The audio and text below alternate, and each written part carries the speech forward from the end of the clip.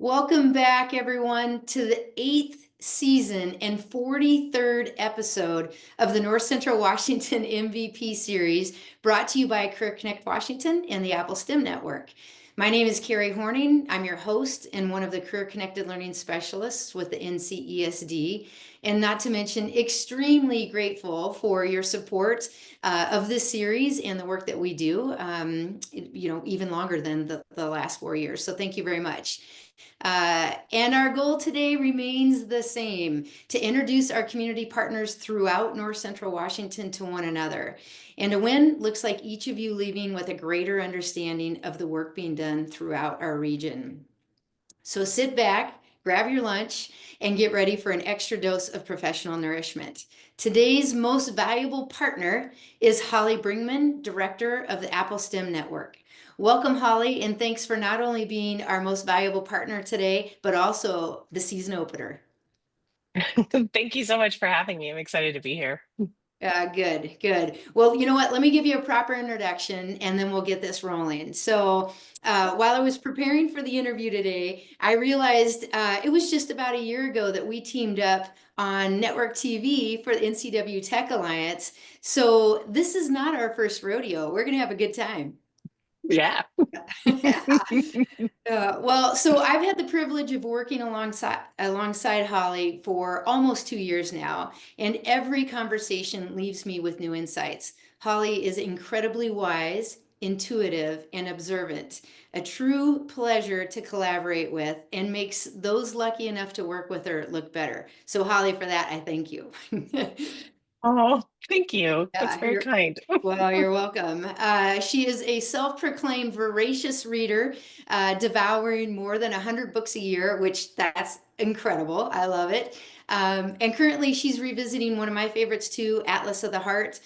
We both definitely agree that Brene Brown's work is amazing. So Holly, are you ready to kick this off? Oh, I'm so ready. Let's go. All right, let's do it. Okay, so you know what? Let's start at the beginning. Please tell us a little Mhm. bit about the Apple STEM Network. How did it come to be, and what's your role there? Yeah, it's I've had kind of a long history with the Apple STEM network. I remember I was working at Wenatchee Valley College when the Apple STEM network came to be, when it was breathed into existence, right? It was really interesting to watch, and it started,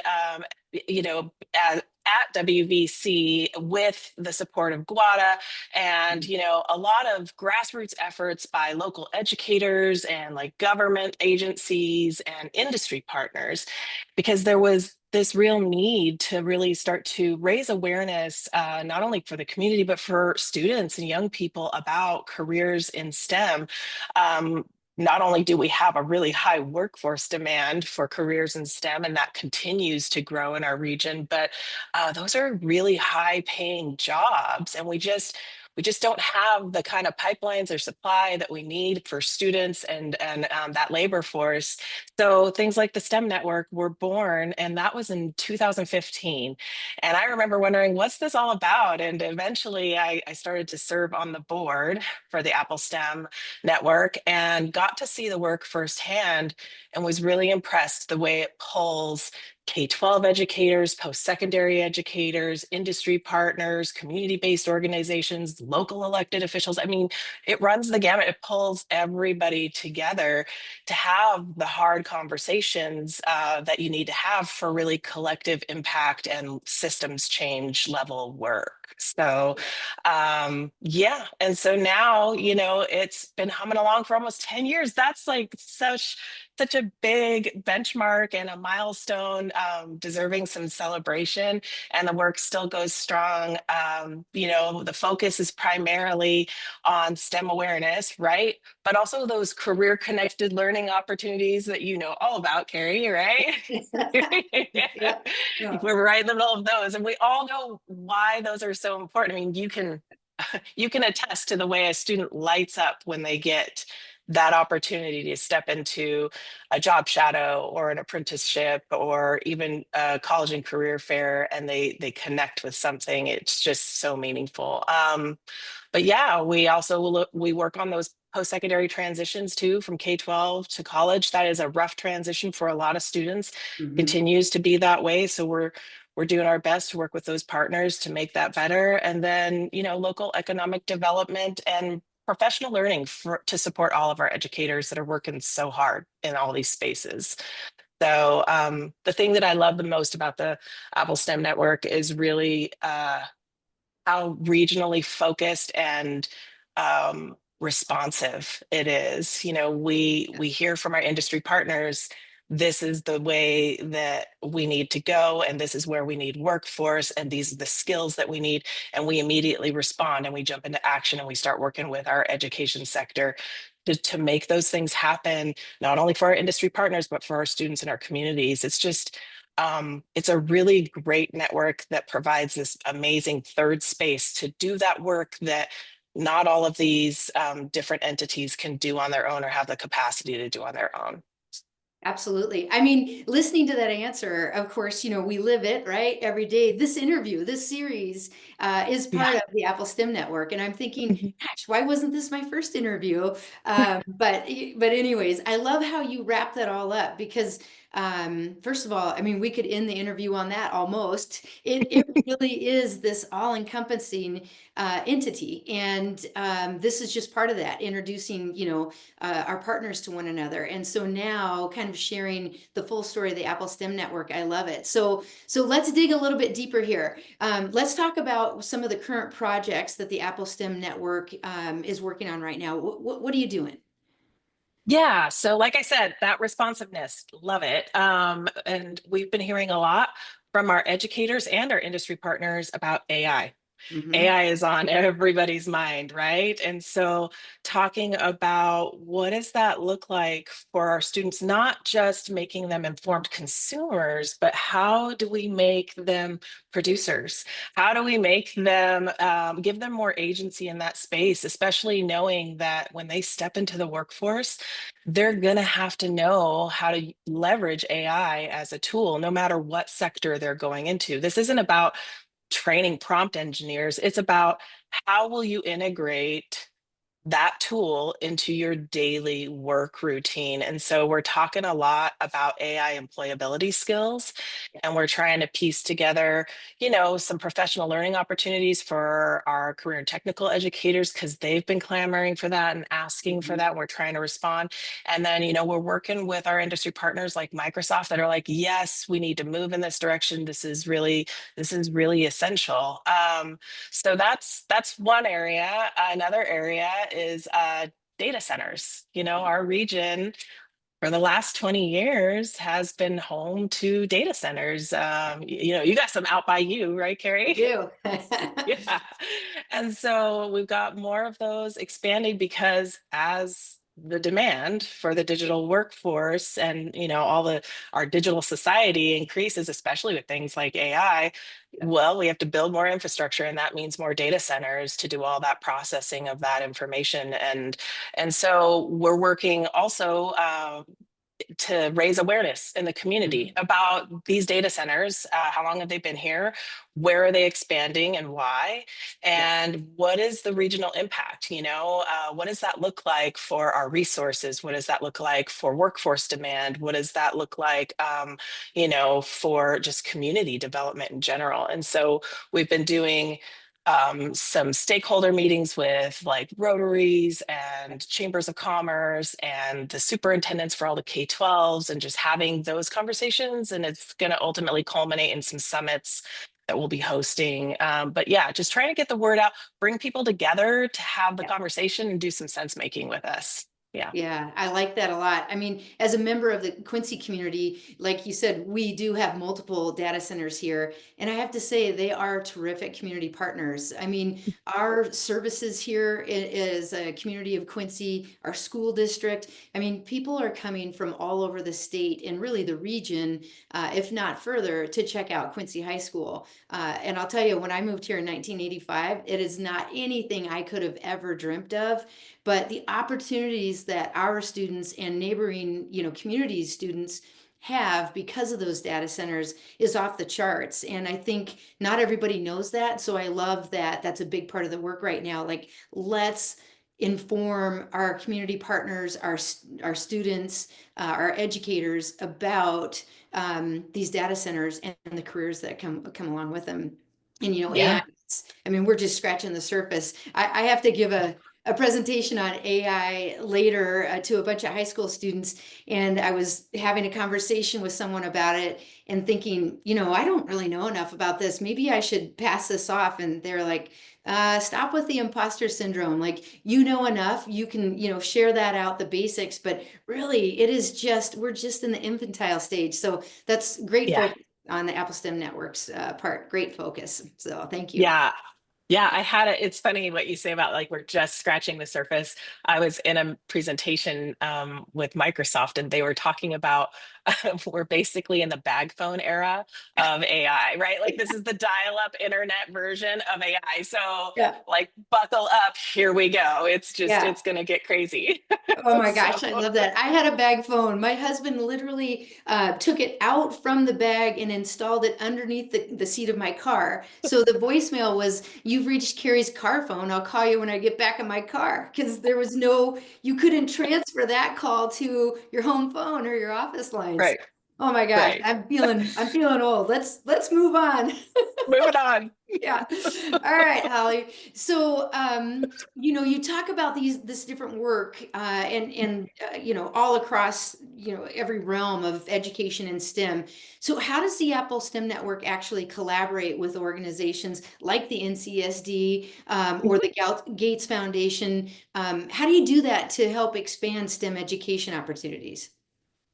Oh, we've been so fortunate to be a part of so many different projects, many of them grant funded, like through the Gates Foundation. Right now, we're part of a statewide, basically learning community. It's called the Limitless Learning Network. There are 26 different partnerships from all over the state. They all come together. We have a couple in-person convenings per year, and then we do a lot of virtual convenings. But the idea is these partnerships are typically between like a K-12 and a post-secondary, maybe a community-based organization in each partnership that are really troubling and wrestling with the idea of these post-secondary transitions and all different aspects, whether it's, financial aid and, increasing applications for financial aid, or if it's about, family workshops that educate not only our students about what they need to know about the application process and FAFSA and everything else, but we want those parents to know that information too, because so often they're a little bit out of the loop. And so there's lots of really great partnerships around it. We've got 2 out of the 26 partnerships. So we're working with Manson and Lake Chelan school districts, and they are partnering with Wenatchee Valley College. And then we've got a partnership between Big Bend and Quincy School District. And they're all, it's really about looking at maybe data informed practices, Yep. student centered practices. So that collective has been fantastic because not only are they engaging in the work with one another, but they get to come together with all of these other partnerships doing similar work, and they get to learn from one another and inspire one another. So that one's been fantastic. That's a 4-year project. We're in year 2 right now, and seeing those partnerships gain some traction around what they want to put into place to better support that transition for their students. So it's been pretty phenomenal. Um, the ESD is a great partner because we get to work with all of our amazing K-12 districts. And, another project that we've been working on with 6 different districts that we're really proud of that we hope to continue is the H2P project. And the H2P stands for high school to post-secondary. And this is about specifically looking at your data to see where your students are going, how they're persisting, are they earning credentials? But it also has a qualitative piece where you get to actually interview the high school staff and the high school students about aspirations and what do they want for themselves post-secondary. And it's interesting to watch and compare that qualitative data as it comes back, because the mental models between the staff and the students are sometimes not fully aligned as far as what they're wanting and needing, and the students are very open and honest about what kind of support they're getting and what kind of support that they need. So it's this really amazing way to inform the work that you're doing as a district, to support them. That's that's got student voice in it. I mean, how often do we get that? And they're just doing amazing work in that space, the districts that have been doing that. So we're hoping that can expand in the future because it just seems like a really great place to dig in and have those conversations. Yeah. Yeah, yeah, we're really lucky, very fortunate to be working with Dr. Susan Rose on that. Yeah, she's phenomenal. So Yes. very cool. Well, that's exciting, and I love that too because you know, you talk about the freedom to kind of create and collaborate, and that's the thing when people ask us about our job. Well, what is it you do? Well, for sure, we're promoting STEM education, and we are connecting kind of that gap between education and industry. But we get to kind of create that based on the Mhm. needs of each community. It's really, you know, quite amazing. So yeah, glad to be on that team with you for sure. So Yeah, yeah, definitely. all Yeah. right. Well, let's keep moving here. I don't want us to run over in time too much, but something that we talked about when we were prepping this that maybe we haven't quite gotten to yet, so I want to make sure that we do spend some time on it, is some upcoming events. You and I know very well about the upcoming STEM Summit. We've got an incredible AI Expo that's going to kind of be built into that. But can you tell all of our viewers a little bit more about not only those events that are coming, but a few of the other ones that are really just kind of, you know, right in the backyard coming up soon? Yeah, yeah, absolutely. Yeah, the STEM Summit is fantastic. I think I was looking at, I think they're in, this is the eighth or ninth year of the Yep, STEM Summit. I Yeah. think you're right. So another big milestone, but it's so great because we get to bring, folks in. We get a lot of expertise through the North Central ESD and those folks providing sessions and breakout sessions for all of the educators in our region. And the integration of the AI Expo has kind of brought in that technology piece and allows us to really impact that. And the Tech Alliance just does such an amazing job with that programming. So, and we're hoping. I know I've been talking a lot with CTE directors at the high school level this year to kind of bring in some of the projects that they've been working on, so these professionals can learn from one another. And so I'm hoping we'll get some more presenters from the high school education side. I'm also kind of sort of, tapping into some of our college faculty in the area to say, hey, would you want to come in and present and, have a workshop? So the STEM Summit can really serve so many of our educators, K through 12 and beyond. Oh yeah. Um, Yeah, I've yeah, been tipping in there the same thing because we need presenters, right? Our yeah, educators are there to learn. We need presenters. You know, last year we had a really great you know, presentation by Group 14. They came in yeah. and did some battery work. It was hands-on. That was super fun. I think that they will be back this year. I think, but I'm not sure. I'm going to say it anyways. This is, you know, how I get myself in trouble. But I think Dr. Rose might be coming to the STEM, yeah, to the STEM Summit to make a presentation about H2P. And so anybody listening to this, for sure, we are recruiting you. Like if there's something that you want to share with our educators, please sign up and we'll make sure that you've got that information at the end of this interview. But in the meantime, I've totally interrupted you. So keep going, No, Holly. no, dive in. I love Yeah. it. Yeah, because it's an exciting time, and Yeah. and yeah, I'm hoping Dr. Rose will be there as well. We have one that I just secured a keynote. I'm pretty excited about because it blends kind of teaching and learning with AI, and there's a practitioner over in a network called the Neural Education, and they're going to come over and talk about AI and how it can actually promote neuroplasticity in the brain, Ooh, which fires all of your learning pathways yeah. and supports that. So I'm super excited about that. I'm really hoping educators will get pumped about that one too. So there's lots to take in at the STEM Summit. So it's, yeah, if you want to present, we need you. And yeah, it'll be a Yeah. great time.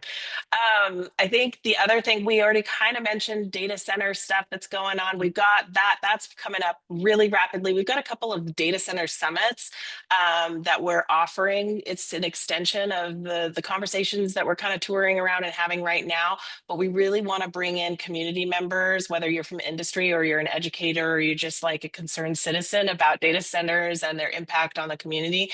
We're going to be hosting a data center summit at at Big Bend in Moses Lake on April 29th, and it's from 1 to 4. And then we're going to host a second one here in Wenatchee at Wenatchee Valley College on May 2nd, that same week, and it's going to be from 1 to 4. And the nice thing about those is that we're going to have panelists from industry. So we'll have all of our friends from the data centers, SABI and Microsoft, and maybe some others will be serving on a panel to talk about what it looks like, who works in these data centers, what's the day-to-day operations, and give us some insights into some of that. We'll also have some economic development folks in the space who are going to talk about regional impact of the data centers and what that has looked like and what it will look like in the future.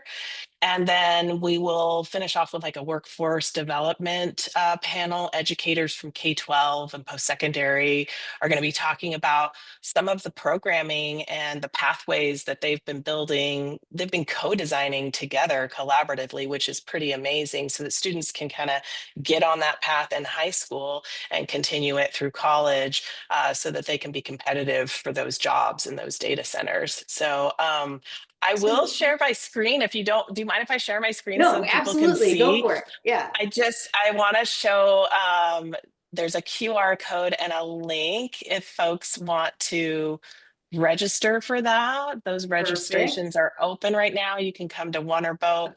Yeah, we welcome everybody to come and make sense with us about all of this. Yeah. That was going to be my next question. So if you want to attend, is it free? Do they have to pay? What's it look It like? is free. It is absolutely free. You just have to register, show up. We'll have, some refreshments and snacks, and we'll just be hanging out and having great conversation about what's happening in our region.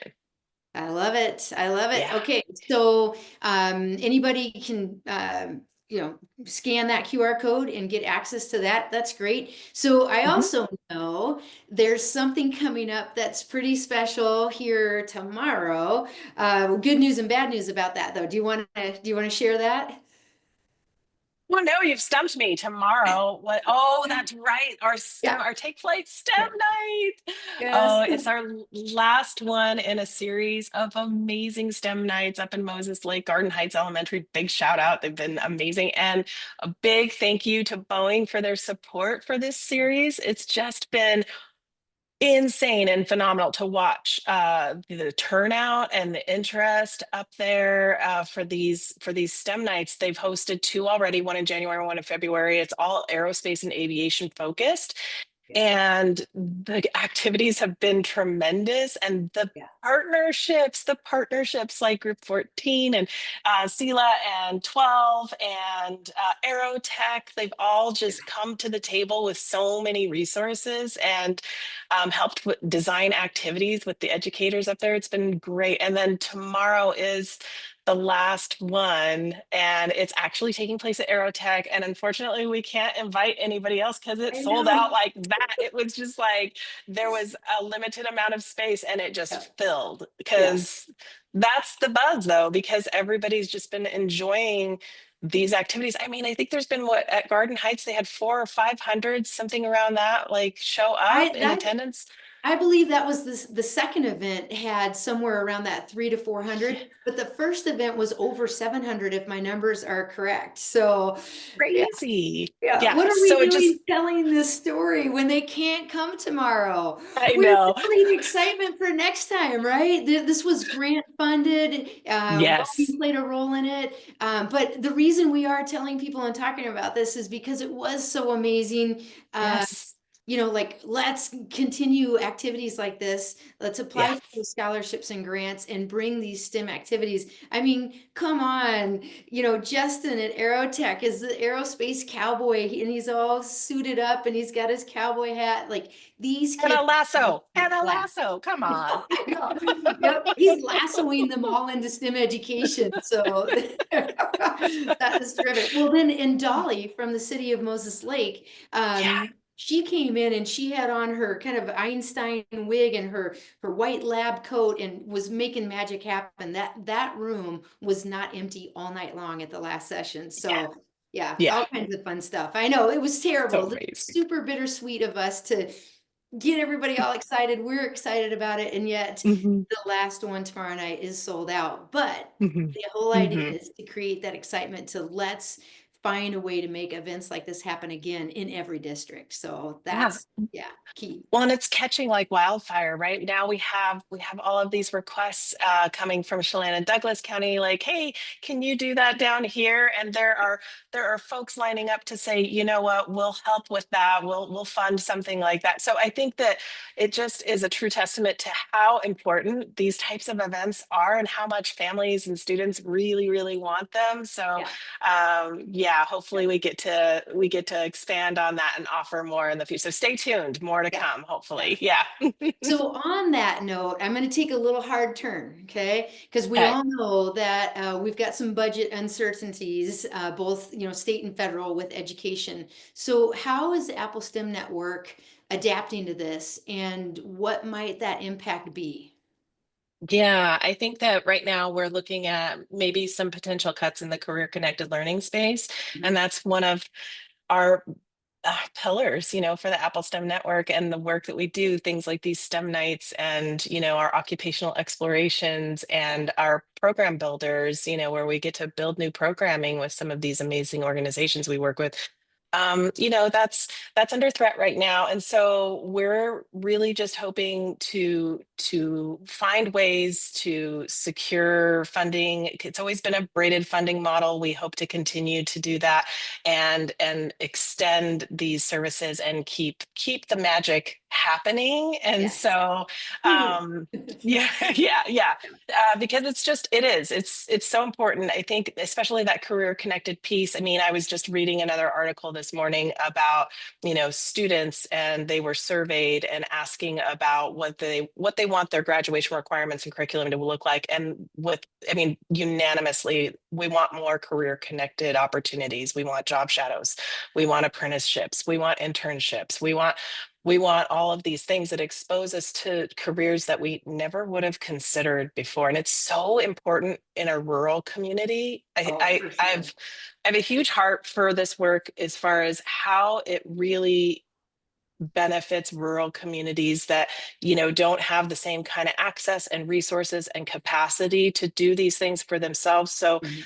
um, career connected learning and Apple STEM network, that's where we can step into those spaces and provide that capacity, provide those resources, bring in our industry partners, and those students never would have had those opportunities, especially those who are maybe more disadvantaged and in spaces where economically they can't make this happen. So it's really important that we keep the mojo going, and we will be looking everywhere for funding opportunities so that we can continue to provide this kind of programming and this access for our students.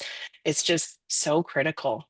Yeah, of course I agree. You Yes, know, I'm you're on the same page. yeah, we are totally on the same page. But one story I'd like to share, and I'm not going to use any names yet, just because I didn't get permission, and this is how I run, off the cuff, right? Sure. But in terms of those rural opportunities, we have a young man, and probably very close to his brother as well, who grew up in one of our small, rural communities in North Central Washington, went off to college, was very focused and earned a degree in engineering, and he wanted to stay in this area, but wasn't like, wait, are there engineering jobs in North Central Washington, Quincy, George, Ephrata?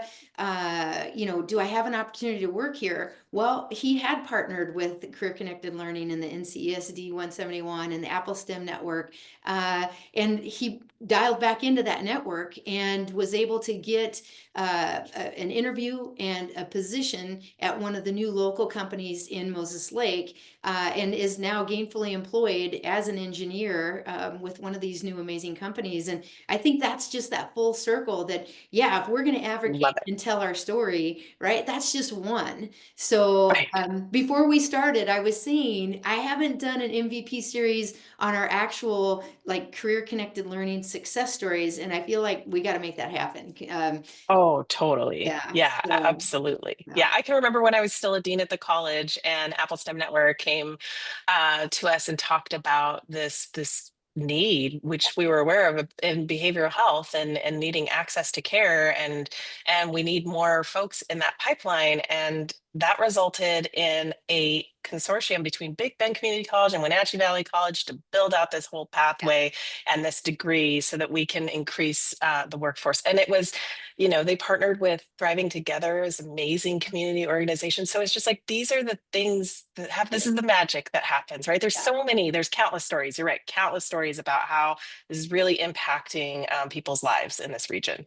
Yeah, Yeah. that is a great example as well. I mean, really, two colleges working together for the same goal to increase the number of behavioral health, workers out there. That is Hmm. amazing. Yeah, that was a great Hmm. example too. Oh my gosh. Hmm. Gosh, we're so in it. Sometimes you forget just how deep and vast the network goes. So, Yes. big thank you to you, Holly. Thank Sure, you. for not only doing the work and continuing the work, but for letting me partner with you for doing today's interview. Season opener, that's perfect. It lines right up with the baseball season. So anyways, so I know we're just going over just a little bit, but let me just again say thank you for all of this. I love, love, love working with you, and hopefully we can kind of, continue on this path. But thanks for being here today. Oh my gosh, thank you so much for having me. And the feeling is mutual. I adore you and your passion for this, and it's just fantastic to work with you all the time. Well, thank you. Thanks again for joining us, everybody. If you have any information that you're looking for, this will be uploaded on YouTube on our North Central Washington ESD channel. It'll be on Facebook, Career Connected Learning. It will be on the Apple STEM Network. So you can find us just about anywhere. Thanks for joining us and have a great day.